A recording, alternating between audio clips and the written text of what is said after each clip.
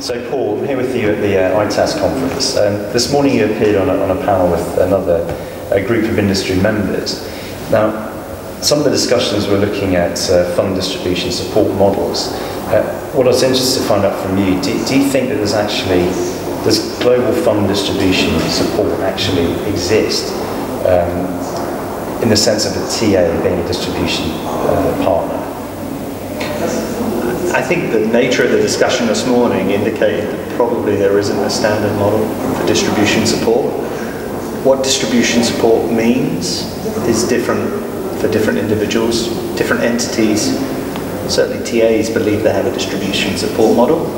Fund managers may or may not want to use the distribution support model. Most large fund managers are pretty independent of their transfer agent, whether they do it themselves or buy that service from somewhere else.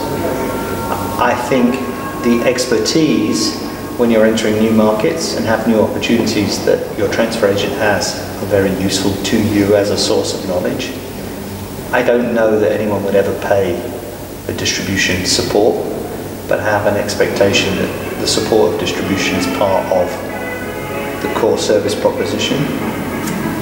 I think finally, actually, distribution support itself is a strange acronym for something label for something which is intuitively part of delivering service to your clients and distribution partners. So finally, I would say to you, Andrew, I think your TA suppliers believe somehow they can help you increase your distribution penetration. And I don't think that's necessarily true, because distribution is driven by the desire of the asset manager. And the expectation is the transfer agent can support you in those markets with the service you want.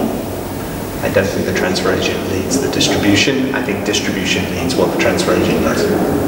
And do you find that those trends are most apparent within the European market, or do you see that new markets that the asset managers are spreading out to, do you see that distribution support, do they have new challenges that you're faced by in new markets, or do TAs try and roll out the distribution support that they're already offering in emerged markets?